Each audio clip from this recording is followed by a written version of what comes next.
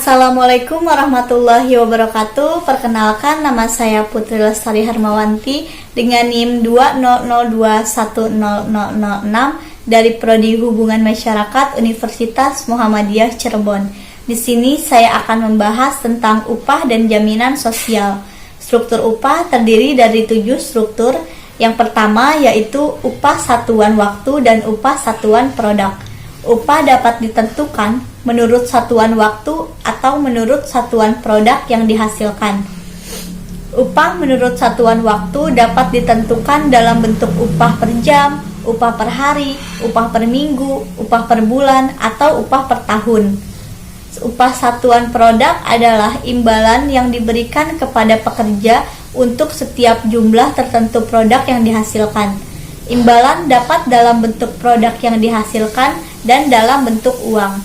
Yang kedua yaitu gaji pokok dan tunjangan.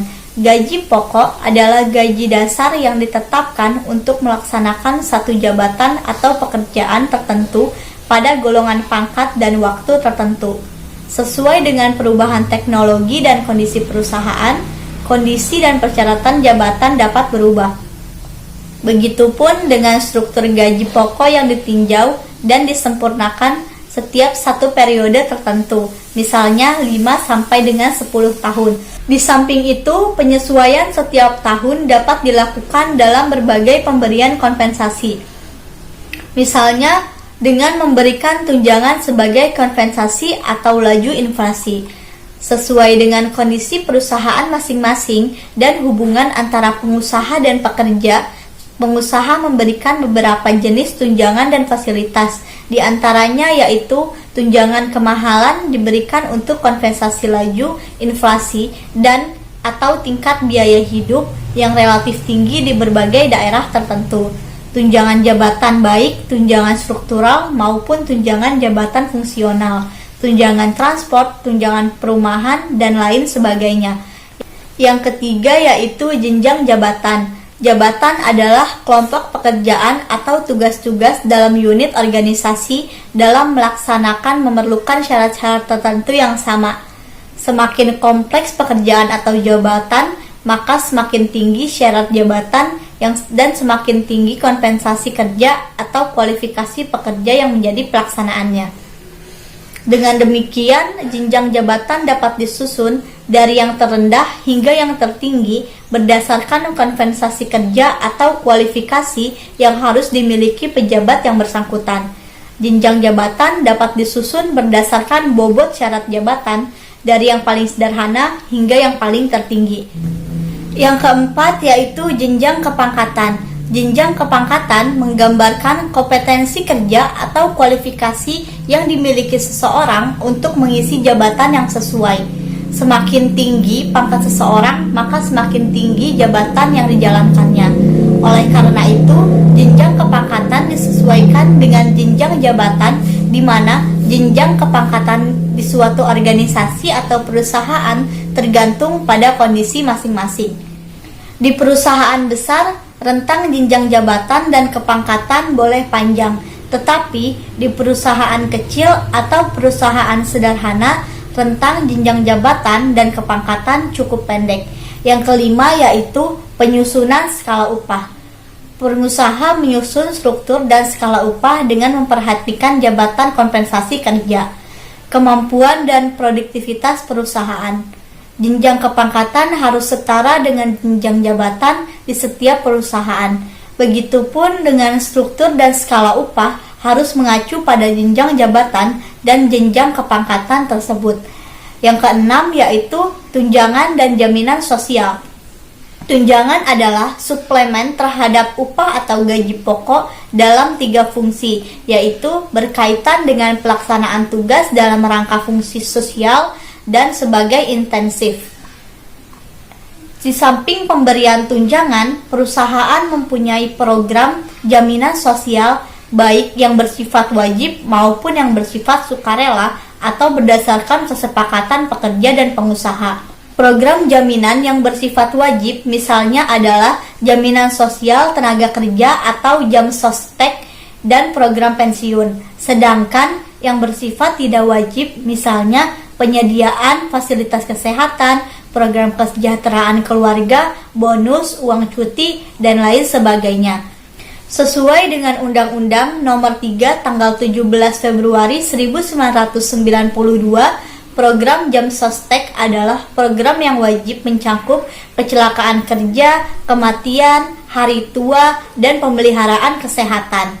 Yang ketujuh yaitu sistem pengupahan berdasarkan produktivitas. Sistem pengupahan berdasarkan produktivitas adalah sistem pemberian upah kepada pekerja sesuai dengan produktivitas masing-masing pekerja atau kelompok pekerja dan kondisi perusahaan. Kondisi dan produktivitas perusahaan dipengaruhi oleh produktivitas masing-masing pekerja. Jika produktivitas masing-masing pekerja secara keseluruhan meningkat, maka produktivitas perusahaan akan meningkat pula. Sedangkan jika produktivitas perusahaan meningkat, maka perusahaan patut meningkatkan upah. Selanjutnya yaitu upah minimum. Yang pertama, tujuan penetapan upah minimum. Di upah minimum terdapat berbagai tujuan, yaitu menghindari atau mengurangi persaingan yang tidak sehat sesama pekerja dalam kondisi pasar kerja yang mendorong mereka menerima upah di bawah tingkat kelayakan. Selanjutnya, menghindari atau mengurangi kemungkinan ekspoliasi pekerja oleh pengusaha yang memanfaatkan kondisi pasar kerja untuk akumulasi keuntungannya. Selanjutnya, sebagai jaring pengaman untuk menjaga tingkat upah karena satu dan lain hal untuk tidak turun lagi. Mengurangi tingkat kemiskinan absurd pekerja, terutama jika upah minimum tersebut dikaitkan dengan kebutuhan dasar pekerja dan keluarganya. Mendorong peningkatan produktivitas baik melalui perbaikan gizi dan kesehatan pekerja maupun melalui upaya manajemen untuk memperoleh kompensasi atas peningkatan upah minimum. Meningkatkan daya beli masyarakat yang pada gilirannya akan mendorong pertumbuhan secara umum dan menciptakan hubungan industrial yang lebih aman dan harmonis. Yang kedua yaitu kelembagaan penetapan upah minimum. Penetapan dan pelaksanaan upah minimum tiap negara mempunyai kelembagaan yang berbeda.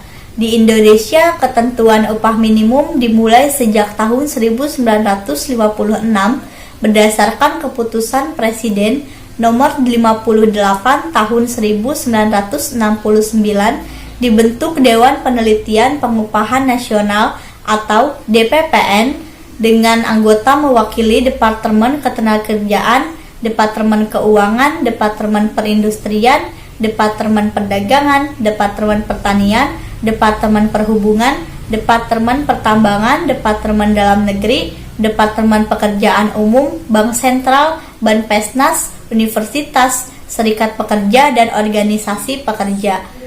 Yang ketiga yaitu perhitungan kebutuhan fisik minimum.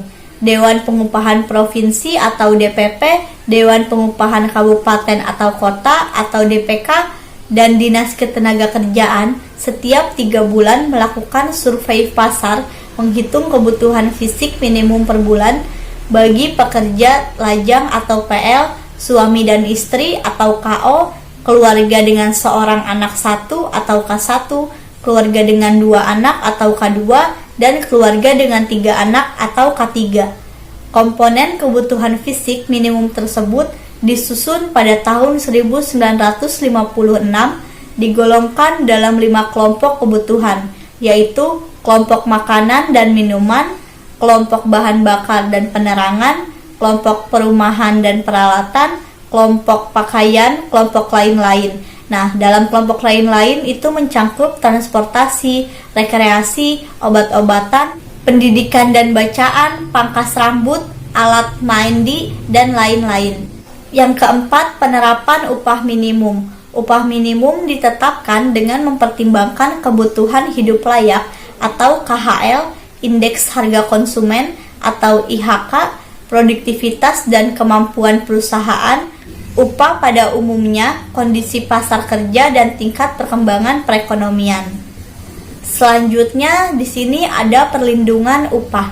Pada dasarnya, dalam rangka perlindungan, definisi upah adalah imbalan yang diterima oleh pekerja dari pengusaha atas pekerjaan atau jasa yang telah atau akan dilakukannya, dinyatakan atau dinilai dalam bentuk uang yang ditetapkan menurut persetujuan atau perundang-undangan yang berlaku. Hak untuk menerima upah timbul pada saat terjadi hubungan kerja dan berakhir pada saat hubungan kerja putus. Upah dapat mencangkup upah pokok atau gaji pokok dan tunjangan-tunjangan tetap termasuk upah variabel. Tujuan perlindungan upah adalah menjamin sumber penghasilan tetap yang menjamin kelangsungan hidup pekerja dan keluarganya. Pada prinsipnya, upah dibayar jika pekerja melakukan pekerjaan dan tidak dibayar jika pekerja tidak melakukan pekerjaannya. Cukup sekian pembahasan yang bisa saya sampaikan. Mohon maaf bila ada salah kata atau kekurangan. Semoga bermanfaat. Billahi taufiq wal hidayah. Wassalamualaikum warahmatullahi wabarakatuh.